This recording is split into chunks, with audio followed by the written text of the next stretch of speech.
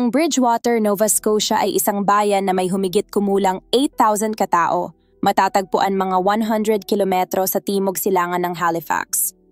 Nasa tabing ilog ito ng La Have River at kilala sa mga hiking trail at ang taunang South Shore Exhibition na dinarayo ng halos 50,000 katao tuwing tag-init. Tulad ng maraming maliliit na bayan, itinuturing ang Bridgewater bilang isang ligtas at tahimik na lugar. Bago pa man ang kaso ni Carissa, ang huling naitalang pagpatay sa bayan ay noong 1993 pa. Noong 2008, nakatira si Carissa Boudreau sa isang apartment kasama ang kanyang ina na si Penny at ang nobyo nito na si Vernon McCumber. Mahilig siya sa mga hayop at nangangarap maging isang veterinaryo paglaki. Ayon sa kanyang lola na si Suzanne Greer, mahilig magbasa si Carissa, makipag-chat online sa mga kaibigan, at maglaro ng mga Barbie dolls.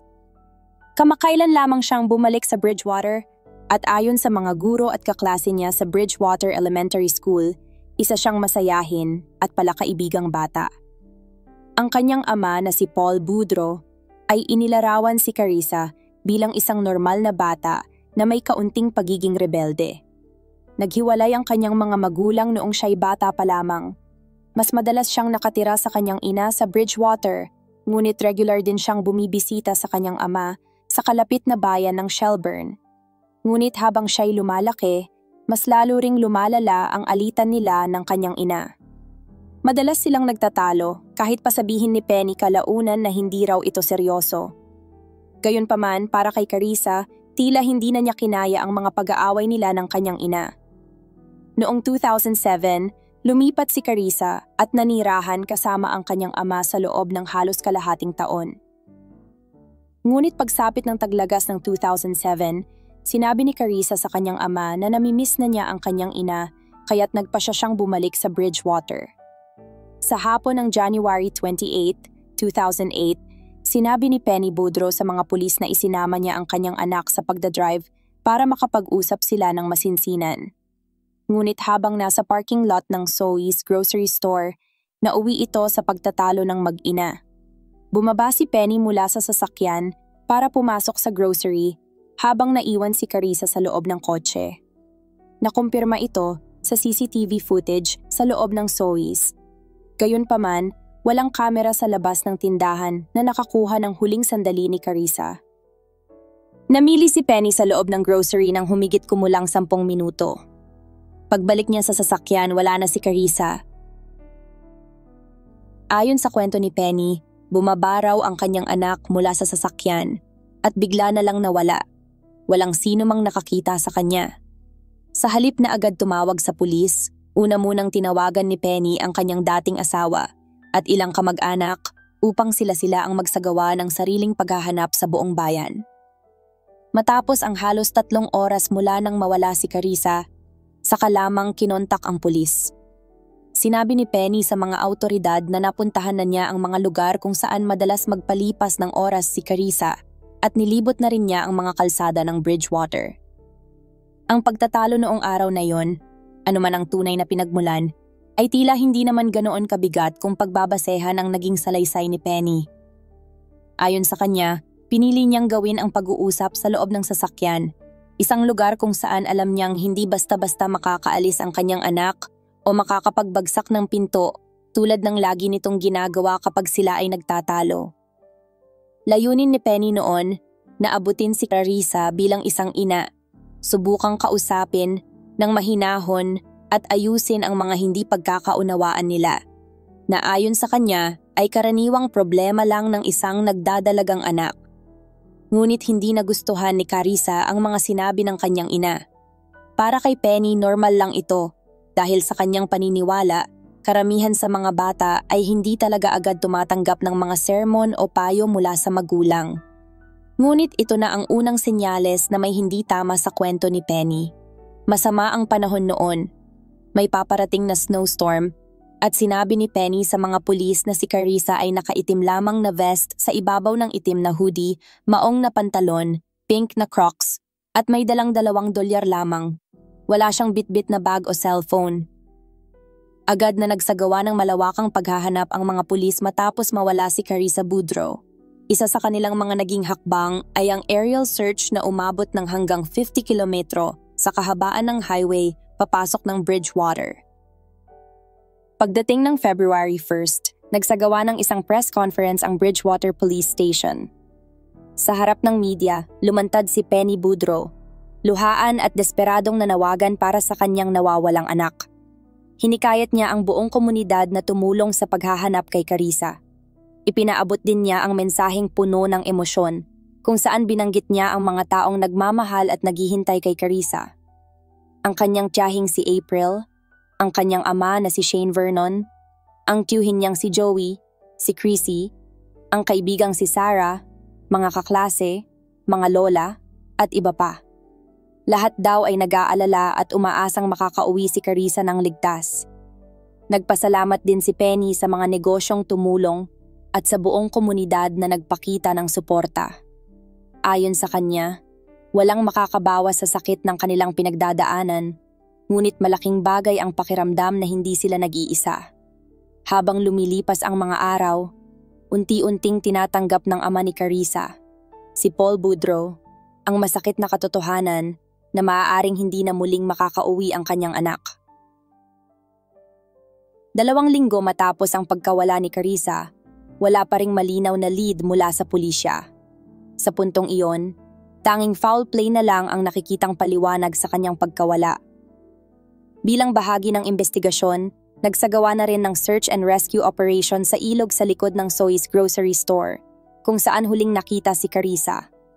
Noong araw ng kanyang pagkawala, nagyayelo pa ang ilog, ngunit pagdating ng Pebrero, unti-unti na itong nagsimulang matunaw. Kaya't sinimulan na rin itong halughugin ng mga pulis sa pag-asang makahanap ng sagot. Nag-organisa rin ang mga autoridad ng ground search team upang halughugin ang paligid ng ilog at kahabaan ng highway, umaasang makakakita ng mga bakas ng paa o anumang palatandaan. Muling nagkaisa ang buong komunidad. Ang Child Find Nova Scotia ay namahagi ng libu-libong poster ni Carissa sa buong bansa bilang bahagi ng patuloy na paghahanap. Ngunit sa kabila ng lahat ng pagsusumikap, wala pa ring matibay na lead. 2 linggo matapos ang pagkawala ni Carissa, isang tawag sa 911 ang natanggap ng mga pulis, kaugnay ng natagpo ang posibleng bangkay ng tao sa may ilog, sa timog na bahagi ng Bridgewater. Isang babae ang tumawag matapos sabihin ng kanyang 9 years old na anak na may nakita itong mga daliri ng paa na nakausli mula sa niyebe sa tabi ng ilog. Pagdating ng mga pulis sa lugar, napansin nilang ang mukha at katawan ng biktima ay natatakpan ng halos 1 pulgadang kapal ng niyebe. Ang mga daliri ng paa ay nakaturo pa itaas, isang hindi karaniwang posisyon. Si Dr. Matt Bose, ang pangunahing forensic pathologist ng lalawigan ng Nova Scotia, ay agad na tumungo sa lugar at ineksamin ang bangkay. Ayon sa kanyang pagsusuri, hindi iyon ang lugar kung saan naganap ang krimen. Lumalabas na inilagay lamang doon ang katawan, marahil ilang sandali matapos itong mamatay. Wala ring palatandaan na sinubukan ng biktima na gumapang paakyat mula sa ilog. Sa leeg ng bangkay ay may makikita ring namumulang marka ng pagkakagapos, palatandaan na ito ay nasakal. Gayunpaman nang tanungin ng media, tumanggi ang mga pulis na kumpirmahin kung ang bangkay ay kay Carissa Boudreau. Ang tanging sinabi nila ay naabisuhan na ang kanyang pamilya, ngunit wala pa ring positibong pagkakakilanlan. Kailangang isagawa muna ang autopsy upang makumpirma ito. Kinumpirma rin ng mga autoridad na hindi na pinayagan ang pamilya Boudreau na makita ang bangkay dahil sa matagal na itong na-expose sa mga elemento ng kalikasan. Sa kabila ng kawalan ng opisyal na kumpirmasyon, naniniwala na ang mga taga-Bridgewater na si Carissa nga ang natagpuan. Puno ng dalamhati, nagluksa ang buong bayan. Kinagabihan, isang prayer vigil ang isinagawa sa parking lot ng Zoe's, ang huling lugar kung saan nakita si Carissa. Dito, nagtipon-tipon ang mga miyembro ng komunidad upang magdasal at magsindi ng kandila. Sa lugar kung saan natagpuan ang katawan, itinayo rin ang isang pansamantalang memoryal. Araw-araw itong lumalaki, nababalot ng mga teddy bear, stuffed animals, bulaklak at mga sulat. mga simpleng alaala ng pagmamahal at pagluluksa para sa isang batang biglaang nawala sa kanilang piling. Noong Thursday, February 14th, kinumpirma na ng mga pulis gamit ang dental records ang matagal nang kinatatakutan ng lahat. Ang katawan na natagpuan ay kay Carissa Boudreaux. At higit pa roon, hindi ito isang aksidente. Si Carissa ay naging biktima ng isang pagpatay. Gayunpaman, hindi agad ibinahagi ng pulisya ang eksaktong paraan ng kanyang pagkamatay dahil itinuturing pa rin nila ang kaso bilang isang bukas na investigasyon. Hindi rin nila tinukoy kung si Carissa ay namatay noong gabi ng kanyang pagkawala o kung sa mismong lugar na iyon siya pinatay. Ayon kay Sergeant John Collier ng Bridgewater Police, ang lokasyon kung saan natagpuan ang katawan ni Carissa ay nasa loob lamang ng walking distance mula sa kanilang bahay. Ngunit ang kinaroroonan ng bangkay ay nasa kabilang panig ng ilog, malayo sa grocery store kung saan siya huling namataan. Sa panahong iyon, nagyeyelo ang ilog at karaniwan na para sa mga lokal na gamitin ang yelong ilog bilang shortcut. Dahil dito, may mga nagsimulang mag-isip na baka sinubukan ni Carissa na tumawid sa ilog pabalik sa kanilang tahanan. Kalaunan, isiniwalat na ang sanhi ng kanyang pagkamatay ay asphyxiation o kakulangan ng hangin. Palatandaan na siya ay sinakal.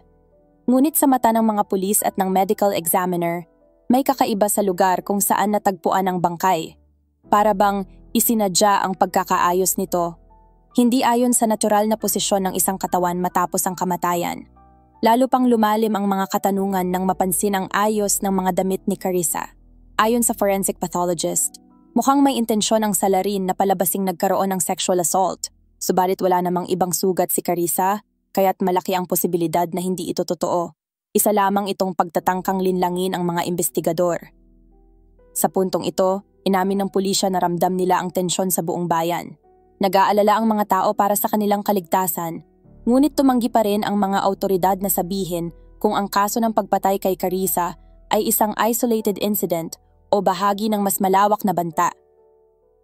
Hindi na nakapagtataka na naging balisa ang buong bayan matapos ang pagkakakumpirma ng pagkamatay ni Carissa. Lalo na't may posibilidad na isang mamamatay tao ng bata ang malayang gumagala sa maliit na komunidad na may humigit kumulang na 8,000 katao lamang. Ramdam ni Sergeant John Collier ang takot at pangamba ng mga residente, kaya ilang araw matapos ang insidente, inanunsyo niya na itinuturing ng pulisya ang kaso bilang isang isolated incident o isang hiwalay at natatanging insidente. Gayunpaman, wala pa ring opisyal na suspek sa oras na iyon, dahilan upang lalo pang mainis at mabalisa ang mga tao. Ngunit makalipas lamang ang 2 araw, naglabas ng pahayag ang pulisya na may 2 inaresto na kilala ni Carissa. Gayunpaman, hindi rin nagtagal ang pagkakaaresto sa kanila dahil wala pang sapat na ebidensya para tuluyang sampahan ng kaso. Ayon sa pulisya, nananatili silang kumpiyansa na nasa tamang direksyon ang kanilang investigasyon at humingi sila ng pasensya at pangunawa mula sa publiko. Hindi rin pinangalanan ng mga awtoridad ang 2 suspek. Ang tanging sinabi nila ay isinailalim lamang ang mga ito sa pagtatanong at kalaunay pinalaya rin. Ngunit nagsimula nang makatunog ang media. Unti-unting nabubuo ang koneksyon. Sinimulan ng mga mamamahayag na bantayan ang apartment nina Penny Boudreaux at Vernon Macomber. Nang tanungin si Vernon ng mga reporter sa tapat ng kanilang pintuan, tanging no comment lamang ang naisagot nito. Habang patuloy ang investigasyon, tahimik na isinagawa ng mga awtoridad ang isang search warrant sa apartment kung saan naninirahan sina Penny, Vernon at Carissa. Sa totoo lang, mula pa noong una, may kutob na ang mga pulis na may kakaiba sa kaso. Tila may mga detalye na hindi tugma sa mga pahayag ni Penny. Lalong lumalim ang kanilang hinala sa pagkakasangkot ni Penny matapos silang makatanggap ng ilang tawag mula sa mga kapitbahay na nakatira sa ibaba ng kanilang apartment. Noong February 12, 2 linggo matapos mapatay si Carissa, nakarinig ang mga kapitbahay ng malakas na pagtatalo sa pagitan ni Penny at Vernon. May mga bagay na binabato ni Vernon sa loob ng bahay at narinig din siyang paulit-ulit na sinisigawan si Penny. Ayon sa ilang saksi, narinig si Vernon na nagsasabing, "Paano mo nagawa to? Hindi ko maintindihan. Idinawit mo ako." Dagdag pa niya, hindi na raw siya tutulong kay Penny na makalusot sa gulong ito. Dahil dito, nagsimula ng magbuo ng plano ang mga investigador. Isang estratehiya na magtutulak kay Penny Boudreau na aminin ang totoo, na siya ang responsable sa pagpatay sa sarili niyang anak. Nagsagawa ang Royal Canadian Mounted Police o RCMP ng isang Mr. Big Sting operation. Isang taktika kung saan ang mga undercover na pulis ay nagpapanggap bilang miyembro ng isang organisadong kriminal na grupo. Bagamat kontrobersyal, madalas itong epektibong pamamaraan upang makuha ang tiwala ng suspek. Sa pamamagitan nito, sinusubukan ng undercover na opisyal na kumbinsihin ang suspek na kaya nilang tulungan itong mawala ang mga problema, lalo na kung ito ay aamin sa pagkamatay at kung paano ito nangyari. Habang isinasagawa ang operasyon, hindi pa rin sigurado ang pulisya sa papel ni Vernon sa kaso, kaya isa ring undercover officer ang inatasang makipagkita sa kanya. Ipinahayag ni Vernon na wala siyang kinalaman sa pagpatay kay Carissa Boudreau at pinaniniwalaan niyang si Penny ang tunay na salarin. Sinabi rin niya na nananatili lamang siya kasama ni Penny upang bantayan ito at maiwasan ang pagkakadawit sa krimen. Paano nga ba nagsimulang mabunyag ang kasinungalingan sa kwento ni Penny? Ano ang mga senyales na nagbigay liwanag sa mga pulis? Hindi nagtagal ay marami ang nakaramdam na may mali.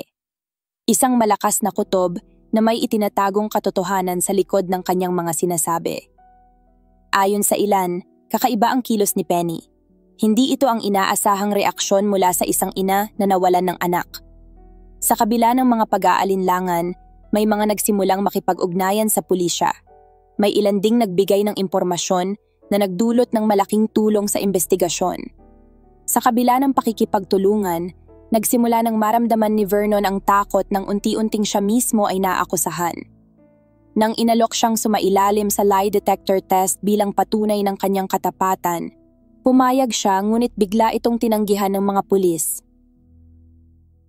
Hindi naging malinaw para kay Vernon ang buong katotohanan hanggang sa marinig niya ang pagkumpisal ni Penny sa isang pagpupulong kasama ang undercover officer.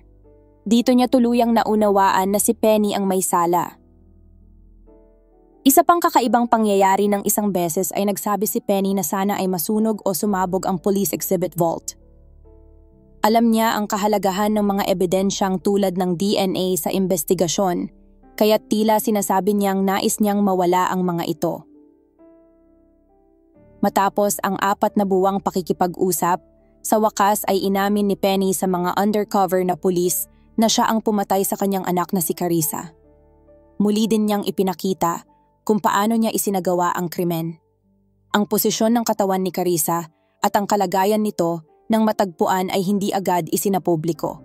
Ito ay tinawag na holdback evidence, mga impormasyong tanging ang tunay na salarin lamang ang makakaalam. Kabilang dito ang paraan ng pag-aayos ng mga damit ni Carissa at ang ilang kasuotan niyang nawawala sa pinangyarihan ng krimen. Dinala pa ni Penny ang isa sa mga undercover na opisyal sa mismong lugar kung saan naganap ang pagpatay at sa lokasyon kung saan niya itinapon ang katawan. Si Penny Patricia Boudreau, 34 years old, ay inaresto noong Friday, June 13th sa Halifax. Haharap siya sa kaso ng first-degree murder sa Bridgewater Provincial Court sa Monday, June 16th.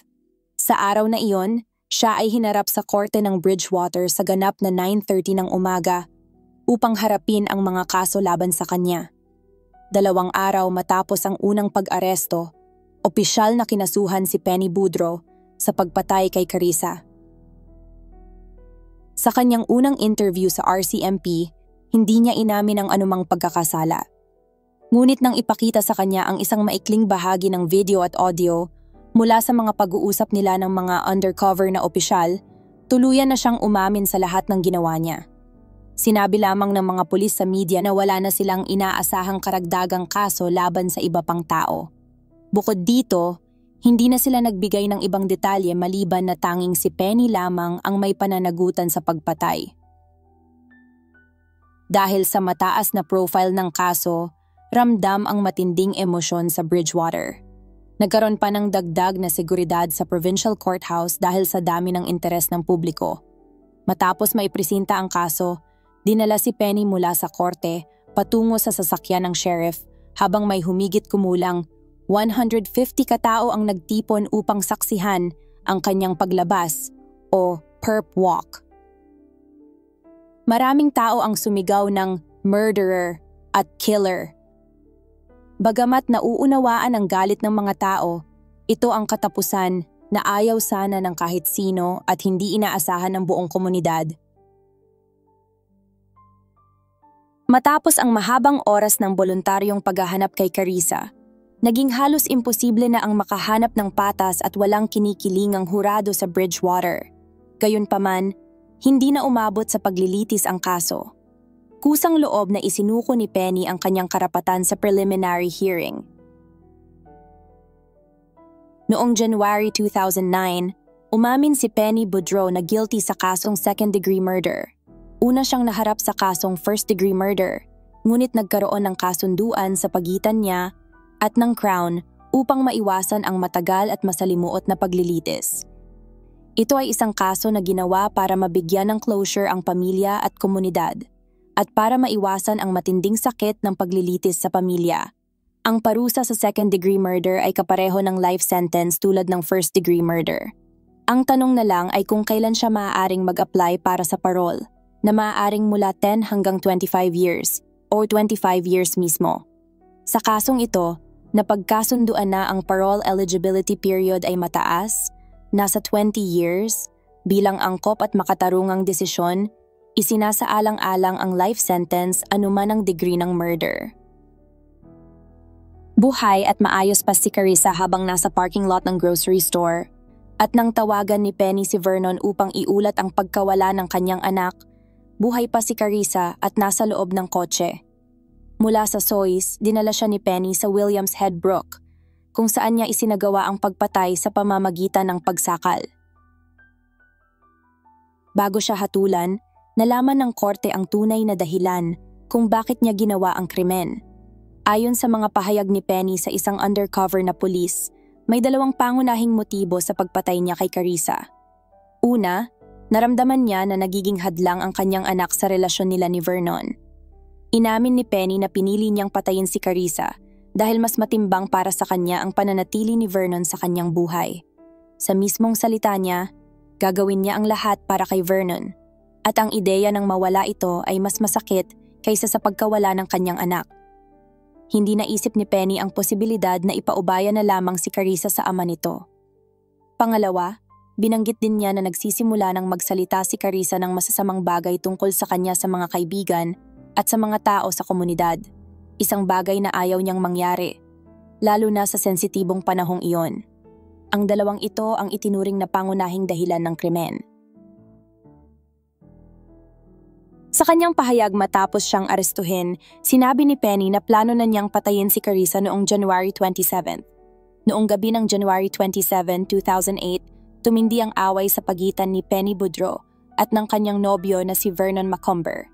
Sa gitna ng pagtatalo, sinabi raw ni Vernon na masyado nang masikip ang kanilang tinitirhang 2-bedroom apartment dahil kasama nila si Carissa, kaya't pinapipili niya si Penny. Ang anak ba niya o siya ang pipiliin? Bandang 3:00 ng hapon, galit at puno ng tensyon, isinama ni Penny si Carissa sa isang biyahe sakay ng kotse. Habang nagmamaneho patungong grocery store, kapwa mainit ang loob nila sa isa't isa. Pagdating doon, tinawagan ni Penny si Vernon at sinabing nawala si Carissa. Lumabas siya ng kotse, inilagay ang mga pinamili sa trunk at kumuha ng tali, itinago niya ito sa kanyang bulsa. Habang lumalalim ang gabi at lumalakas ang buhos ng niebe, sinabi ni Penny na gusto nang bumaba ni Carissa mula sa kotse. Naghintay siyang dumilim, saka minaneho ang sasakyan sa isang liblib na kalsada. Kinausap niya si Carissa, sinabi na kung gusto niyang bumaba, pwede na siyang bumaba ng sasakyan. Pagbaba ni Carissa, sumunod din si Penny. Sa gitna ng naglalakihang snowflakes at malamig na hangin, nadulas si Penny at parang nabangga ang anak, dahilan upang sila'y parehong bumagsak sa lupa. Pinatungan ni Penny ng kanyang mga tuhod ang mga kamay ng anak, pinigilan ang paggalaw nito habang inilabas ang tali mula sa kanyang bulsa. Itinali niya ang mga kamay at pagkatapos ay nilagay ito sa leeg ni Carissa, mahigpit na hinihila ng magkabilang kamay. Habang sinasakal ng tali, umiiyak at nagmamakaawa si Carissa. Ang huling salita niya sa ina, "Mommy, don't." Habang nag-aagaw buhay si Carissa, naramdaman pa ni Penny na pilit gumagapang ang mga palad ng anak sa lupa.